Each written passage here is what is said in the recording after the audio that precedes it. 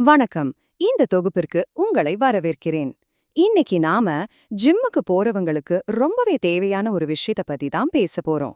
குறிப்பா உங்க தோள்பட்டைகளை எப்படி பாதுகாப்பா வச்சுக்கிறது, ஜிம்ல ஏற்படுற காயங்களை எப்படி முற்றிலுமா தவிர்க்கிறது அப்படிங்கிறதுக்கான ஒரு முழுமையான வழிகாட்டியத்தான் இப்போ நாம விரிவா பார்க்க போறோம்.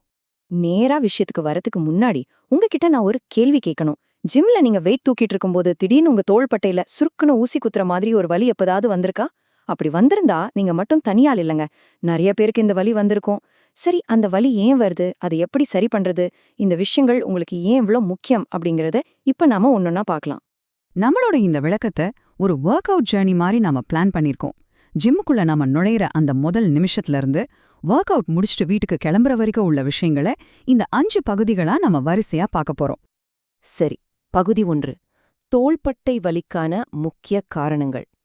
ஜிம்முக்கு போறவங்களுக்கு ஏன் இந்த வலி இவ்வளோ சாதாரணமா வருதுன்னு முதல்ல பார்க்கலாம்.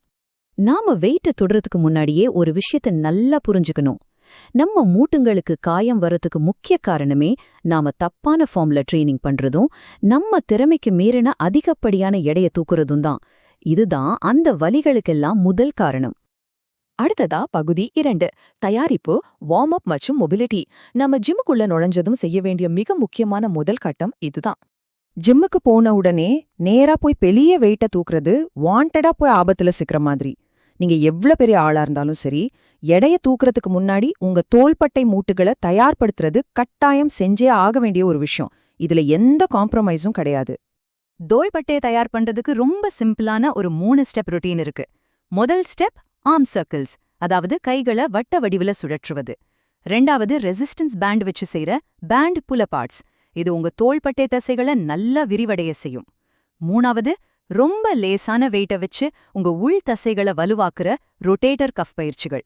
இந்த 3 ஸ்டெப்பும் உங்க மூட்டுகளை பக்காவா ஆக்ஷனுக்கு ரெடி பண்ணிடும். இப்போ நாம ஃபேஸ் 2க்கு போறோம். பகுதி 3. சரியான கோணம் மற்றும் பயிற்சி முறை.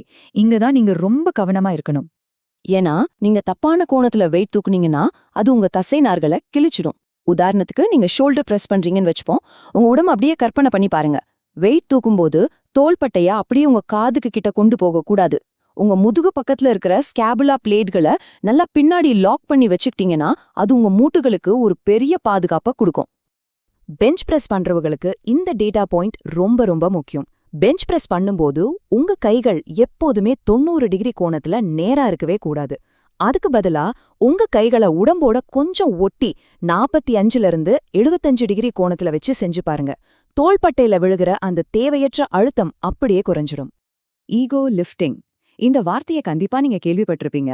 பக்கத்துல யாராவது பாக்குறாங்கன்னு சொல்லியோ இல்ல கெத்து காட்டுறதுக்காகவோ ரொம்ப வேகமா தேவைக்கு அதிகமான வெயிட் தூக்குறது ரொம்பவே ஆபத்தானது. அதுக்கு பதிலா உங்களால 100% கட்டுப்படுத்த முடிஞ்ச ஒரு வெயிட்டை தேர்ந்தெடுத்து பண்றதுதான் உண்மையிலேயே உங்க உடம்புக்கு நல்லது. அடுத்ததா பகுதி 4. சமச்சீர் பயிற்சி. உங்க ஒட்டுமொத்த ஒர்க் அவுட் ப்ரோக்ராம் சரியா இல்லன்னா அது எப்படி உங்க பாடி போஸ்டரைய மாத்தி வலிய உருவாக்குதுன்னு நம்ம இப்ப பேசியே ஆகணும். நிறைய பேர் ஜிம்ல பண்ற தப்பு என்ன தெரியுமா? செஸ்ட் மற்றும் ஃப்ரண்ட் டெல்ட்ஸ், அதாவது உடம்போட முன்பகுதி தசைகளுக்கு மட்டுமே அதிக முக்கியத்துவம் கொடுத்து பயிற்சி பண்ணுவாங்க. இப்படி முன்பகுதிக்கு மட்டுமே ஓவர் ட்ரெய்னிங் கொடுக்கும்போது என்ன ஆகும்னா அது உங்க தோள்பட்டையை அப்படியே முன்னாடி இழுத்து உங்க பாடி போஸ்டரையே கெடுத்து கடுமையான வலியை உண்டாக்கிடும். தோள்பட்டை இப்படி முன்னாடி இழுக்கப்படுறத எப்படி சரி பண்றது? ரொம்ப சிம்பிள். நீங்க எத்தனை புஷ் பயிற்சிகள் பண்றீங்களோ அதுக்கு சரிசமமா பின்பக்க தோள்பட்டை மற்றும் முதுகுக்கான புல் பயிற்சிகளையும் பண்ணணும். அப்போதான் உங்க உடம்பு பேலன்ஸ்டா நேரா இருக்கும். இறுதியா பகுதி 5. ஓய்வு மற்றும் அறிகுறிகளை கவனித்தல். நம்ம ஜிம்ம முடிச்சுட்டு வீட்டுக்கு கிளம்புற நேரம் இது. ஃபிட்னஸ் உலகத்துல எல்லாராலையும் ரொம்ப சுலபமா புறக்கணிக்கப்படுற ஆனா மிக மிக முக்கியமான ஒரு விஷயம் இதுதான். ரெக்கவரி ரூல்ஸ் ரொம்ப சிம்பிள்ங்க. ஆனா அதை ஃபாலோ பண்றது கட்டாயம். நீங்க ஜிம்ல ஒர்க் அவுட் பண்ணும்போது மசில்கள் வளர்றதில்ல. நீங்க வாரத்துல 1 அல்லது 2 நாட்கள் முழுமையான ஓய்வு எடுக்கும்போதுதான் தசைகள் உண்மையிலே வளருது, மூட்டுகளும் தங்களை தாங்களே சரி செய்துக்குது. அப்புறம் ஒர்க் அவுட் முடிஞ்சதும் கட்டாயம் ஸ்ட்ரெச்சிங் பண்ணுங்க. அப்பதான் தசை இறுக்கம் குறையும்.